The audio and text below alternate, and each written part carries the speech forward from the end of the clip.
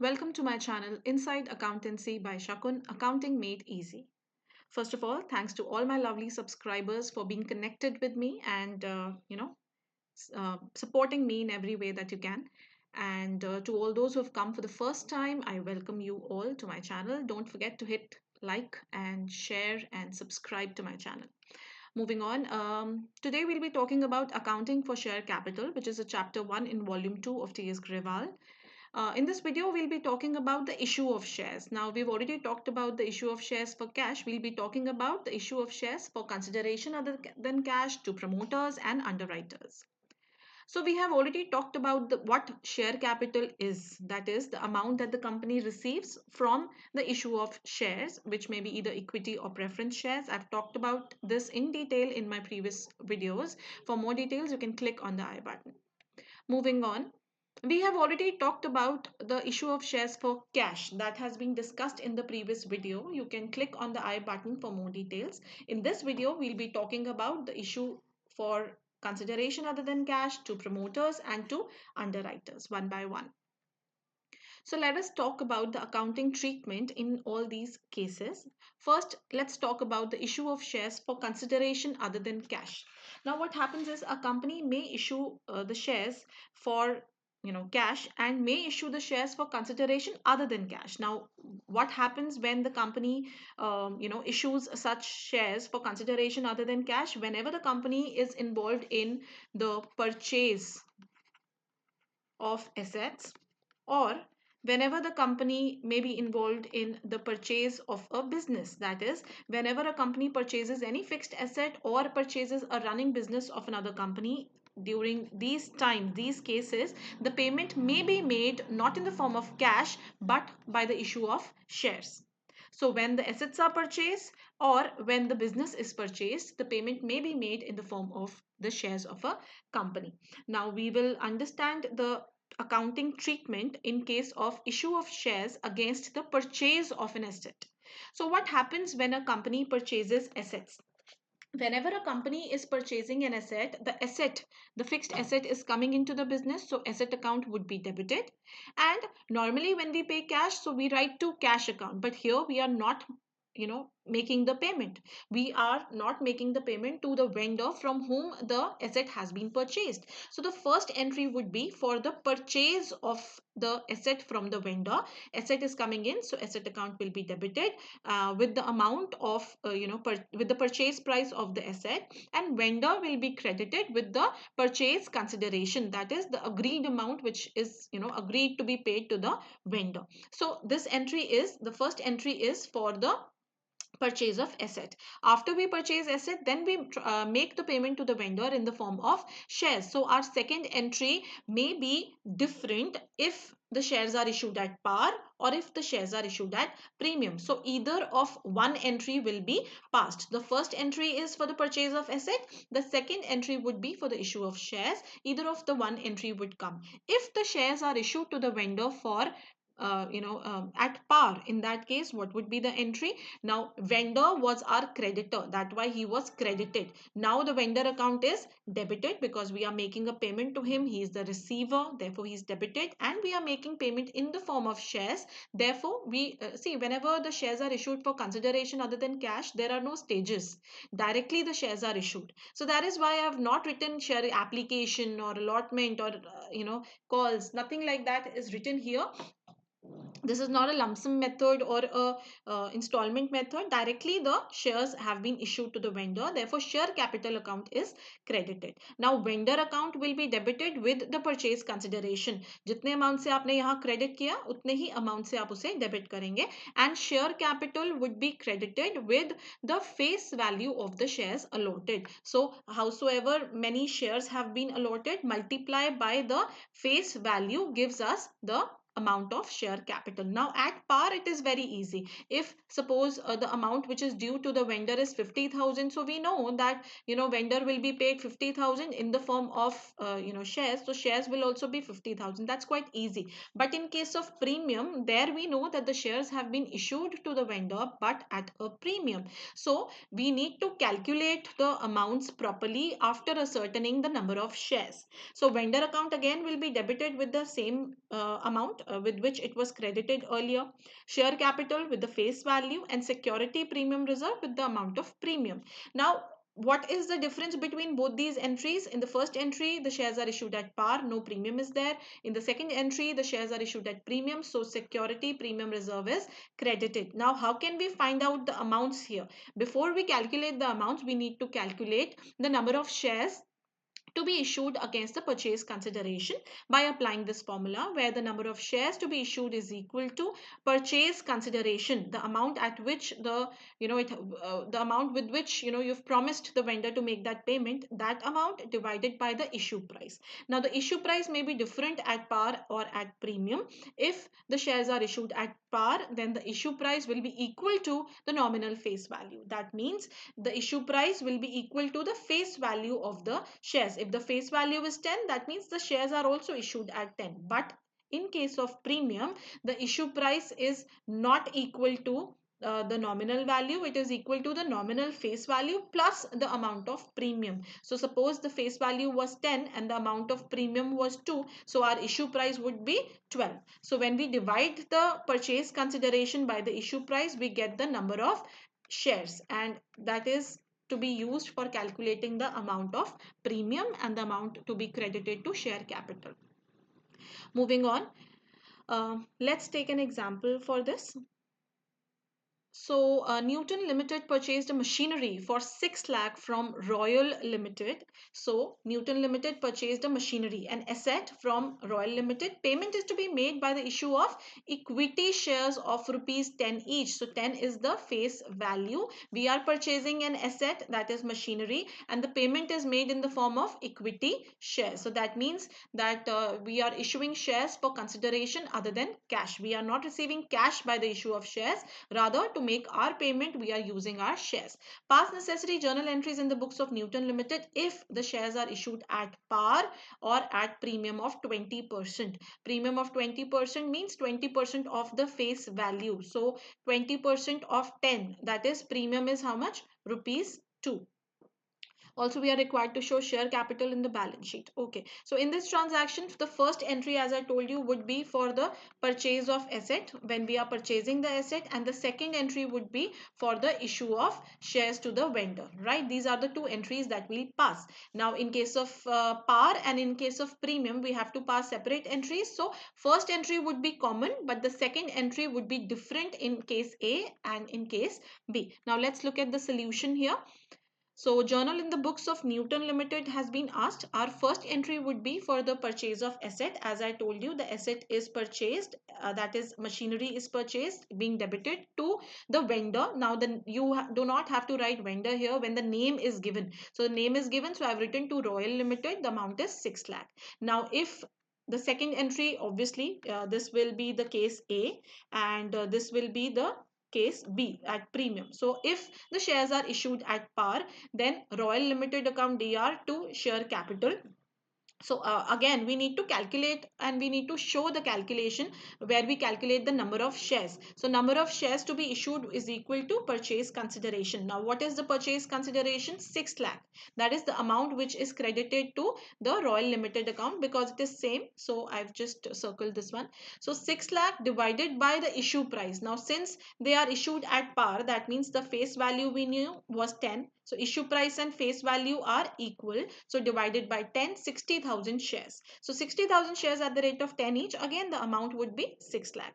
Now, second case was when the shares are issued at premium. So either of the one entry will appear in a question if only, par or premium was given. But in this question, we have two cases. The first case we have referred to. In the second case, the same entry, but we will credit security premium reserve. But we cannot put the amounts until and unless we calculate the number of shares. So in this case, in case B, the number of shares will be equal to purchase consideration, which remains the same, that is 6 lakh divided by the issue price. Now what is the issue price in this case? Since the shares are issued at a premium of rupees 2, the face value was 10, so the issue price is rupees 12. So 6 lakh divided by 12 is equal to 50,000 shares. So 50,000 shares at the rate of 10 and 2 rupees is the premium. So we can calculate the amounts now. 50,000 into 10 comes in share capital. 50,000 into 2 comes in SPR, and Royal Limited is debited with the same amount with which it was credited earlier, this one. Okay, so this is how we'll do this question. So only set of 3 entries. In case the options were not given to you, then only set of 2 entries will be passed in case the shares are issued for the purchase of asset. Now let's talk about the balance sheet in this case. So balance sheet, as you all are aware, in the balance sheet we show equity and liabilities, shareholders funds, and there we show the share capital. Now share capital would be note number 1. So for this amount we need to calculate the notes to accounts. In the notes to accounts we will show the authorized capital, issued capital, and subscribed capital. Authorized capital is not given in the question, so you can see I've just written dash shares at the rate of 10 each, and this is only for information. This amount will not go to the balance sheet. Okay, then we show the capital. Issued capital is also not available. This is also for information, and if it was given, this amount will also not be shown in the balance sheet. Then we come to the subscribed capital. Since we have only this much information that 60,000 shares have been issued at the rate of 10, you have to write a note here in brackets, share issued for consideration other than cash, and this is the final amount which will go to the balance sheet. Since this is the first case that I'm talking about, the first case where the shares were issued at par, so premium has not been mentioned anywhere, and I've taken the number of shares as 60,000. But in the other case, that is the part B, where premium was given, the difference would be that reserves and surplus will also be shown in the balance sheet, which will be note number 2. Authorized issued remain the same. In case of subscribed capital, we will show 50,000 shares at the rate of 10 each, again with a note that these shares have been issued for consideration other than cash. And in the notes to accounts for reserves and surplus, we will write the amount of security premium reserve. Okay, and this is the amount which will be shown in the balance sheet. So this subscribed capital and the SPR, both these amounts will be shown in the balance sheet, as you can see. Right, these are the amounts to be shown in the balance sheet. Now let's talk about the issue of shares against purchase of business. I told you the shares can be issued for consideration other than cash in 2 situations. One is when we purchase an asset, and second is when we purchase a business. Now the entries are not very different here. When we purchase a business, we take over all the assets also of a business, we take over all the liabilities also. Okay, when we purchase an asset, all the assets are taken over, all the liabilities are taken over. So our entry will be, all the assets which we are taking over will be debited, they are coming in the business. All the liabilities that we are taking over will be credited, because assets have a DR balance, liabilities have a CR balance. Now vendor also will be credited, because we have to make a payment to him.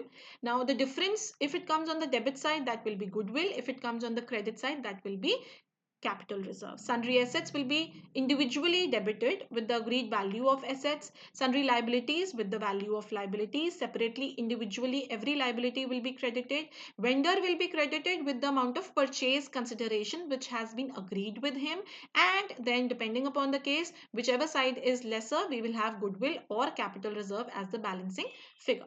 Again, after we pass, this entry is for the purchase of the business. Okay, so after we purchase the business, then we need to make the payment to the vendor. Now the next entries are same as we discussed in the previous case. Vendor to share capital in case of par, and vendor to share capital, one second, and vendor to share capital to security premium reserve in case of premium. So these two entries remain the same. The way we calculate the number of shares also remains the same.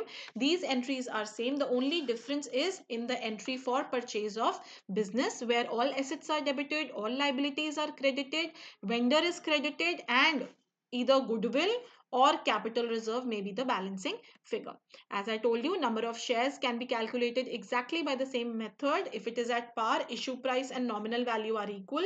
If it is at premium, then issue price will be face value plus the value of premium. Now let us take an example for this case also. Purchased a running business from Aman Limited for a sum of 15 lakh. So we purchased a running business from Aman Limited and 15 lakh is the amount that we've agreed. So this 15 lakh is the purchase consideration as I was talking about. The payment of 12 lakh was made by the issue of fully paid equity shares. So our purchase consideration is 15 lakh, out of which 12 lakh. For 12 lakh we are issuing equity shares and balance by a bank draft. So what is the balance? The balance is 3 lakh. For this, a bank draft is given to Aman Limited. The assets and liabilities have been mentioned here: plant, stock, land and building, sundry creditors. So all four are the assets and sundry creditors is a liability. Pass the necessary journal entries in the books of Gopal Limited. So we need to pass journal entries. Let's see how we will do that. So since in this question it's not been mentioned that the goods the shares have been issued at premium, so only two entries will be passed. The first entry would be for the purchase of business. So when we are passing the entry for purchase of business, all the assets will be debited and all the liabilities will be credited respectively with their amounts. So plant, stock, land and building, all these have been debited and sundry creditors have been credited. Aman Limited is the vendor, so vendor's name has been mentioned and amount is 15 lakh, right? Now we can see that we have 16 lakh here and lesser amount here, so our balancing figure will be on the debit side. Our balancing figure will be on the debit side. Since it is a debit balancing figure, that means it is goodwill, right? This is the entry for purchase of business. Then we have to pass the entry when the shares are issued. So for issue of shares to the vendor, who is the vendor?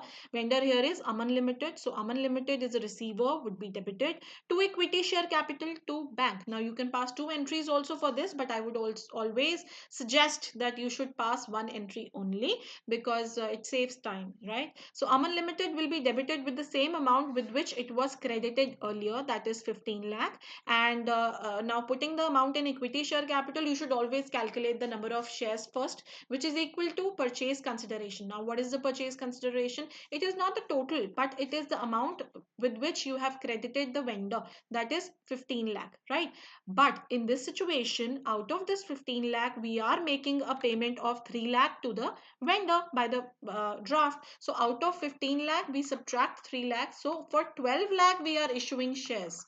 The issue of shares is for 12 lakh. That means our purchase consideration is 12 lakh divided by the issue price. Since there was no premium, so our issue price is equal to the face value. So the number of shares are 1,20,000, right? Okay, so this is an error here, 1,20,010 less.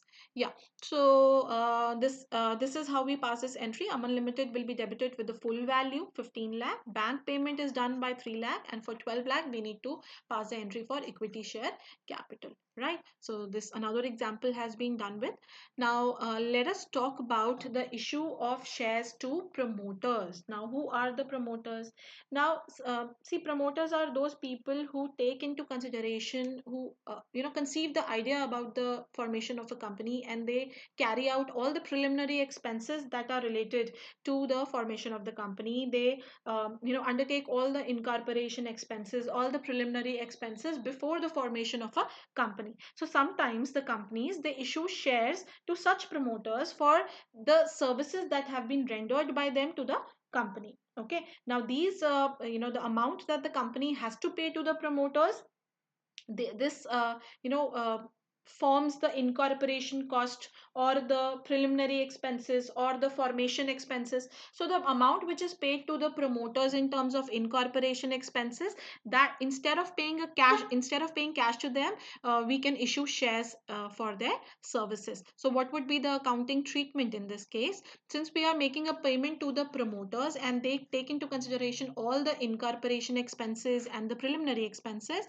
so the first entry would be when the amount is due to the promoters, that is incorporation expenses or preliminary expenses debit, because they are an expense, so therefore we have debited, and the amount is due to a promoter. Okay, so this is the entry when we are making the amount which is due to the promoter. Later on, we will pass the entry for the issue of shares to the promoter. Now, who are we making a payment to? I mean, who are we issuing the shares to? To the promoter. So, promoter account is debited because they are the receivers, and to share capital being dash shares at the rate of dash each issued to the promoter. In case there is premium, so obviously the premium can be credited here, right? So please don't forget that in case the shares are issued to the promoters, what are we going to debit? Incorporation expenses or preliminary expenses, because they take care of all these formation expenses before the formation of a company. Next is the issue of shares to the underwriters. Now, what is underwriting? First of all, understand underwriting means it is a contract wherein the person, the underwriter, he agrees, normally for a commission, to take the shares that are not subscribed by the public. So our underwriter, he gives a guarantee to the firm that the shares will be subscribed for by the public, and in case the public does not subscribe for a particular amount of shares, those shares will be taken up by the underwriters. Okay, now for this service also, instead of paying them commission, normally underwriters are paid commission for their services. So instead of paying commission in cash, we will pay this commission, may pay the commission in the form of shares. So shares may be issued to the underwriter, for the services that they are performing. Instead of giving them commission in cash, we issue shares, for the commission to be paid to them. So in this case, when we are issuing shares to the underwriters, our entry would be, now underwriters, as I told you, are given commission. So the first entry will be for due amount to the underwriter. What is due? The commission is due, right? So our entry will be underwriters commission account dr to underwriter. We are making the entry for due. Commission being an expense is debited, and underwriter, we have to make a payment to him, kind of a creditor, so therefore we have credited it. The next entry would be when we are actually issuing shares to the underwriter. So our entry would be underwriter account dr, since he is the receiver, to share capital. Again, if there is premium, then we can credit it, right? So these are the entries which we will pass in case of the shares are issued at underwriter. So this one is quite simple. I am sure you will be able to do the entries. Please do remember that whenever we are issuing shares for consideration other than cash, it is very important to calculate the number of shares. Okay, so before you put the amounts, please calculate the number of shares first and then put the amounts respectively in the journal entries. Otherwise your answers may get wrong. So I hope all this is clear to you. So in this video, we've talked about the issue of shares for consideration other than cash in case of purchase of an asset, in case of purchase of a business, to promoters, to underwriters, along with the help of examples. Thank you so much for listening to me so patiently. If you have any questions, please email me, or you can leave your comments in the comment section below. I would try my level best to revert back to you as soon as possible. Thank you so much, and do like, share and subscribe to my channel. It really motivates me a lot to see my subscriber count rising. I will try to put more videos for you relating to business studies also soon. So this is Inside Accountancy by Ch-1 signing off. Thank you so much.